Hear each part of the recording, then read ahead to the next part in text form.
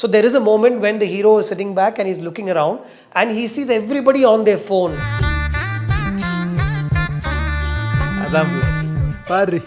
And they're all talking to their wives and their daughter and their children. So he said, why can't this be a song?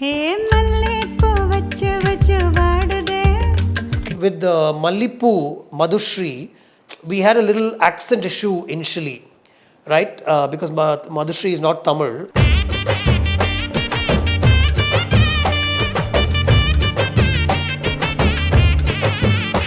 I remember watching a World Cup match in London and there was a big crowd, Indian crowd around me, and they were talking about Rehnaa Terre Dil Mein. And sometimes I don't even mention because of the fact that that film always bothers me that it didn't do well. Tracking milestones of an incredible journey spanning more than 3 decades. Rahman Music Sheets. Hi friends, discover the top take as we uncover the wow factor in this episode. Do watch it till the end to grab this musical moment of the day.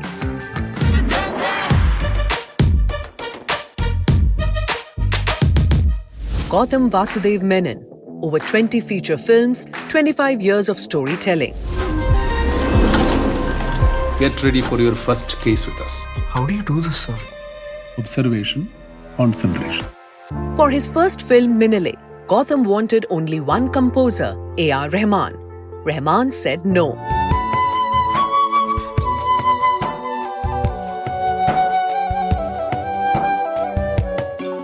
In Rahman Music Sheets, episode 223, Gautham Vasudev Menon revisits that unforgettable 25-second meeting with Rahman. Find its link in the description.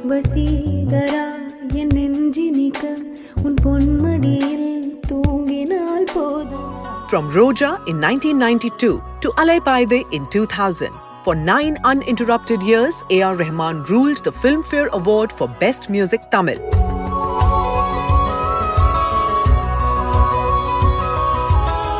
That legendary streak ended when Harris Jayaraj won Filmfare for Minnale. The film became a commercial superhit.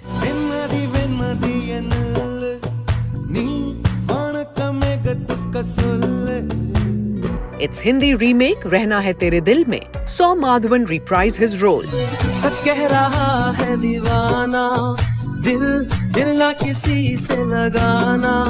Dia Mirza made her debut and Saif Ali Khan joined the cast.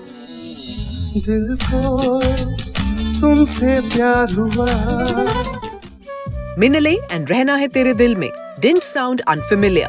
They sounded like Rahman. His influence didn't fade with absence. That is a moment of magic. I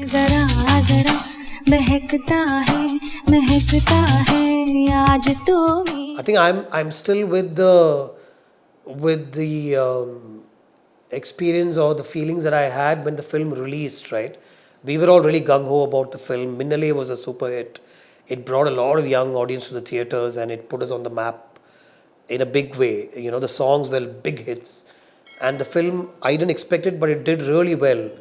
And when we made the Hindi version, we went into it with, a lot of love and we put everything into it. But somewhere, we felt the film didn't work when it released. There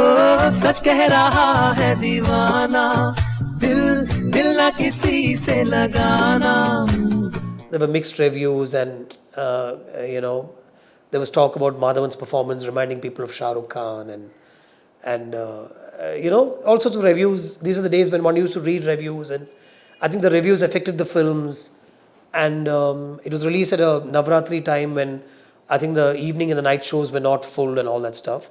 Vashuji, of course, is a big producer there who knows it all and all that. So we went completely with him. But the experience of working on that film was a little strange also because I was asked to do things that I didn't really identify with, because I had to shoot for Bombay in Durban. He said, we'll go to Durban and we'll shoot the scenes that are there in the film that are actually set in Bombay. And I asked him, he said, no, that's when the actors will be in our control. So there was a lot of, make-believe stuff that I had to do in an already make-believe world. So it was a little disconcerting in that sense. The film didn't really take off.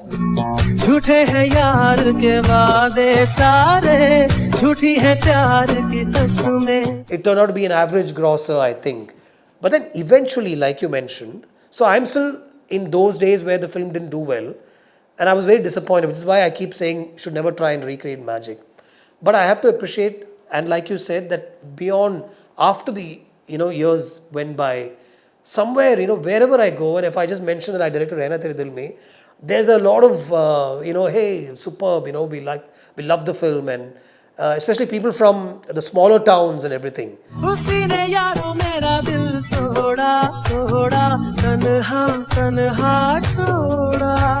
I remember watching a World Cup match in London, at the Lords, and there was a big crowd, Indian crowd around me, and somebody introduced me as a director of Rehnaa Tere Dil Mein, and all these boys were like all over autographs, and this was 3 years ago. I couldn't believe it, and they were talking about Rehnaa Tere Dil Mein. And sometimes I don't even mention, because of the fact that film always bothers me that it didn't do well. So I don't mention it in my profile that I directed that film. And here was this bunch of 12, 15 boys who were like, big fans of the film, and they were singing songs from the film. They were saying lines from the film, and Madhav Shastri, and names that I had forgotten and all that stuff. So yeah, it's a film that I can probably go back to now, because there is some appreciation, I guess.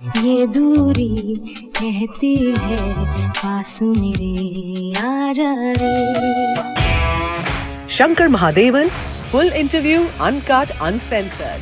Rahman Music Sheets. Only on O2 India. Streaming now on YouTube. Find its link in the description.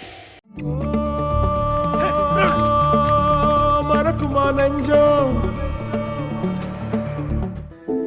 2022, Gautham Vasudev Menon returns with Vendhu Thanindhathu Kaadu, or VTK The Scorched Forest.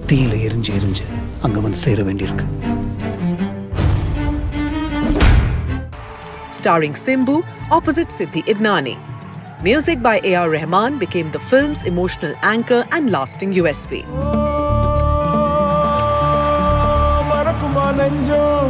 Featuring vocals by Rahman, Shreya Ghoshal, Simbu, Rakshita Suresh, Madhushree.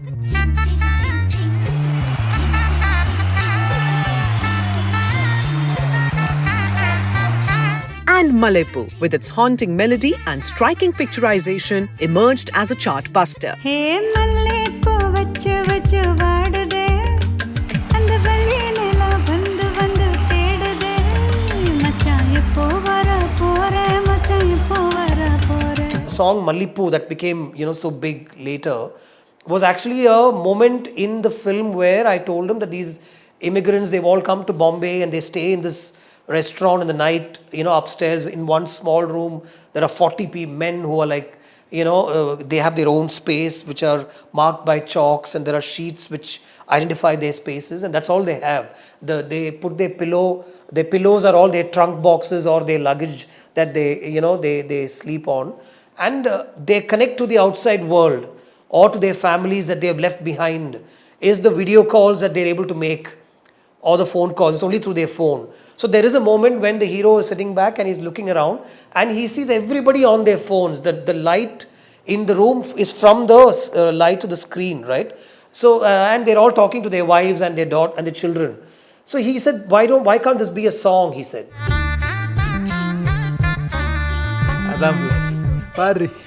So then I'm trying to make a sort of an indie film, right? It's an indie film almost, very raw, and I just wanted a background heavy score film. Like when the film starts with this villager leaving from the small village to Bombay, the camera is static in that first 10 minutes.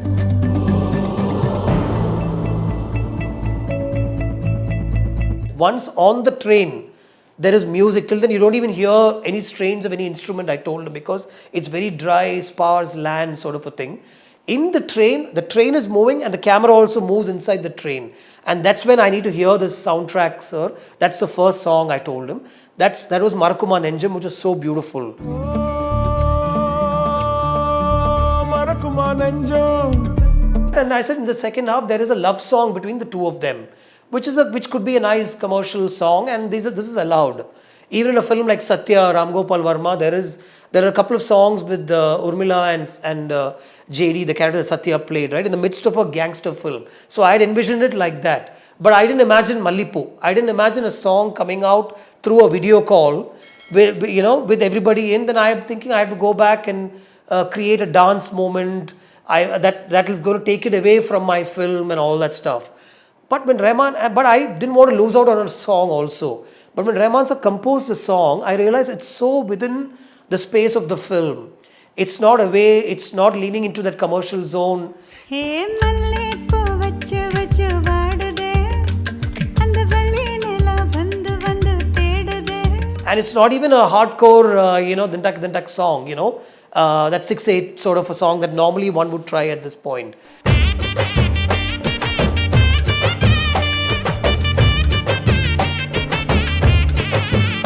It was so beautiful a song that he composed that it inspired me to shoot this single shot sequence where the woman, only her voice mattered.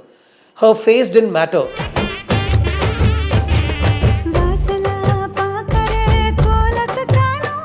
We didn't have to see this woman. We didn't have to cut to this woman in the other part of the country, who was dancing or singing or whatever.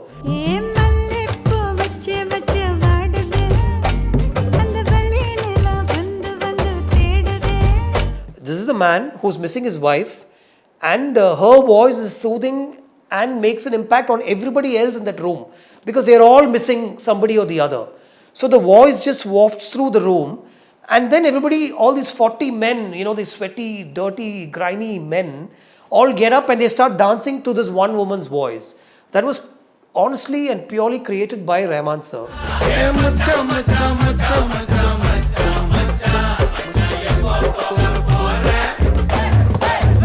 And a very beautiful song which went on to become the mainstay of the film finally, a song that I didn't even have in mind on paper, which drew the audience also to the film.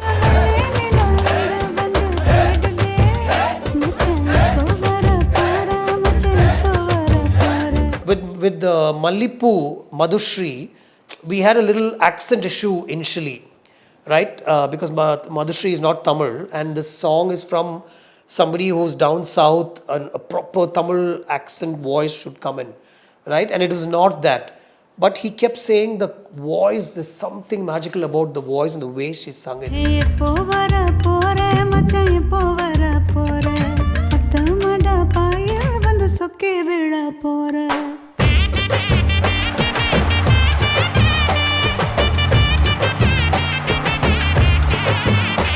I don't want to lose that, Gautham, so we'll call her repeatedly and correct the Tamil, he said.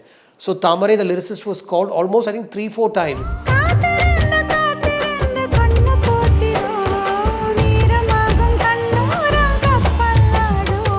Madhushree ma'am was also called like 3-4 times, and they sung repeatedly again and again to correct the accent and the proper pronunciation of the words.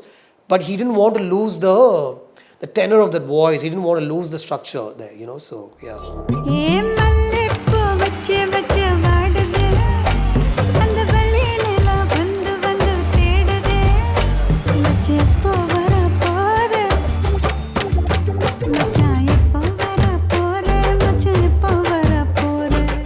VTK, a story of migration, longing, and loneliness.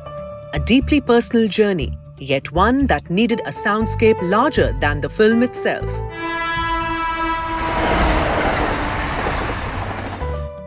For that balance, indie at heart, cinematic at scale, only A.R. Rahman could deliver.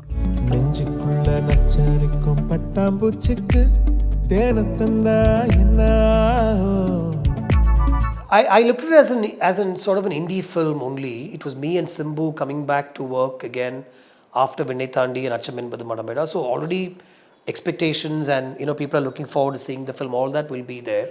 But somewhere it was a move away from the kind of films that I've made earlier. It was not an urban film, so to speak. The character was not from the city, speaking a certain way and wearing those clothes and all that stuff. Right? I wanted to move away from that and make a sort of a stark film.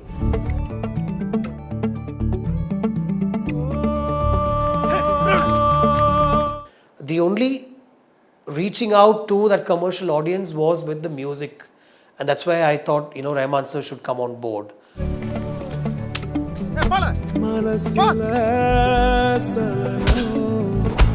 Otherwise, if you look at the film, the way it's made, the shots, the way it's constructed, it's a very raw and stark film.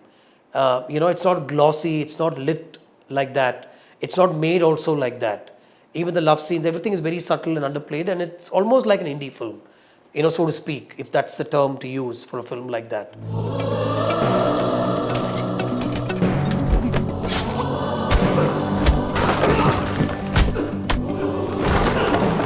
Music was my connect with that commercial world, and I thought, Rahman sir's music will take the film forward. Mallipoo did that, exactly.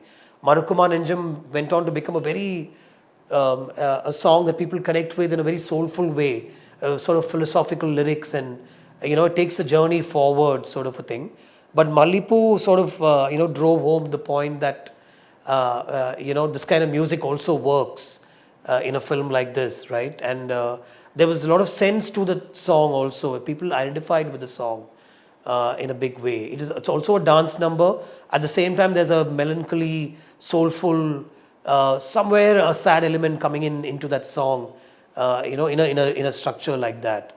So and the background score of the film enhanced all the single shot sequences. When the protagonist comes alive, and shoots down a set of gangsters who've stormed his place, when he's actually looking to leave everything and go away from there. Rahman sir's music sort of enunciated and captured what's in his head at that point. And it was he who decided that we'll use this music there, we'll cut it here and we'll end it here and all that, So I completely just sit back and wait for that magic to happen whenever, music work happens.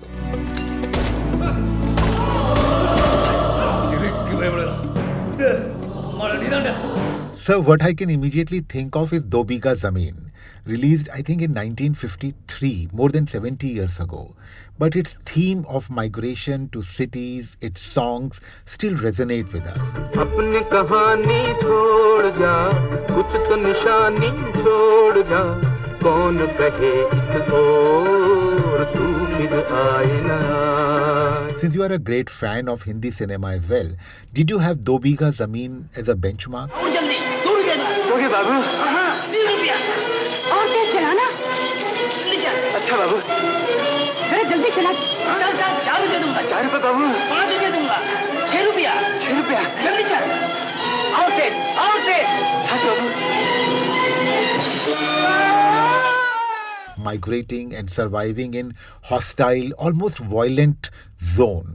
What attracted you to this subject? Yeah, I know, but still, it's a film that talks about ushering people into a violent zone and then this boy moving away from it. So the comparison to Do Bigha Zameen is huge. But thank you for that. But yeah, the thing is, it still talks about people who have to survive.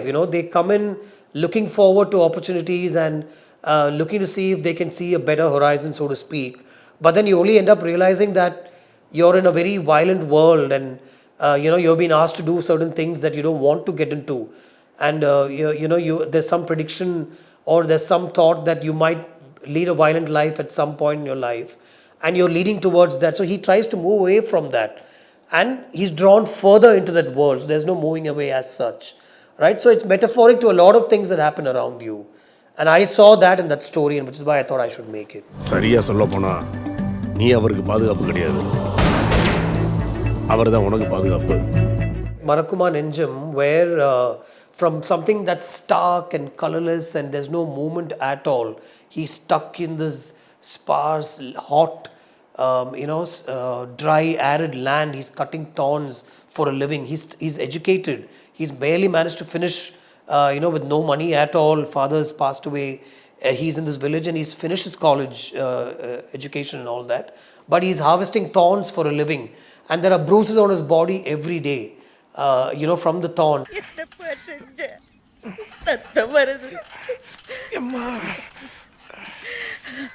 And his mother tells him that, you need to get out of here. I somewhere feel you will lead a violent life if you're here. I saw the way you spoke to that man. I need you to get out. I'll send you off with somebody. You go to Bombay, that land will do good for us and all that. But then when he comes in here, he realizes that he's drawn into a world of violence, right?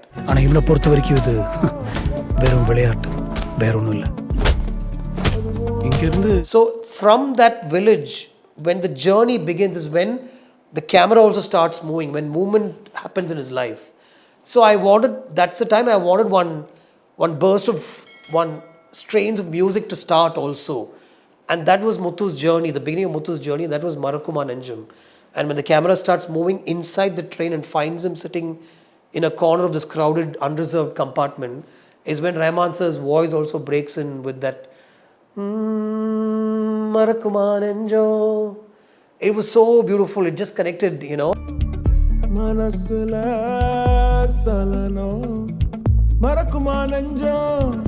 And there was just no thinking twice for me and the whole crew and the team that heard the song.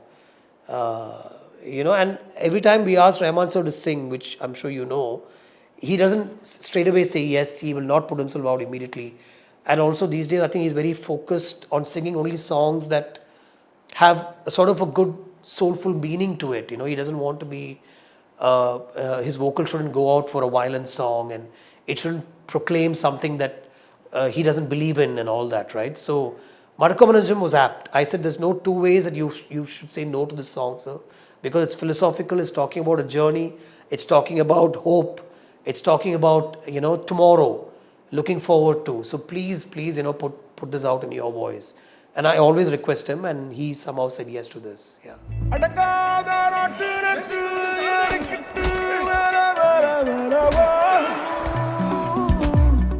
Coming up next, the journey behind the music of VTK continues.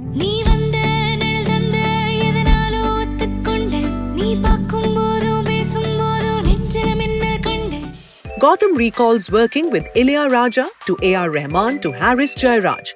3 generations bound by influence, evolution, and shared emotions.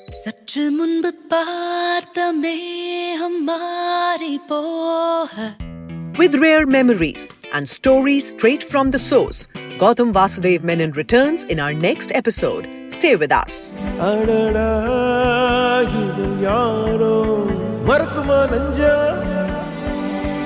It was so beautiful a song that he composed that it inspired me to shoot this single shot sequence where the woman, only her voice mattered. And then everybody, all these 40 men, you know, these sweaty, dirty, grimy men, all get up and they start dancing to this one woman's voice. That was honestly and purely created by Rahman sir. Do you agree that this indeed was the moment of the day? Is your choice different? Whatever your mind says, write it in the comments section below. We will be waiting.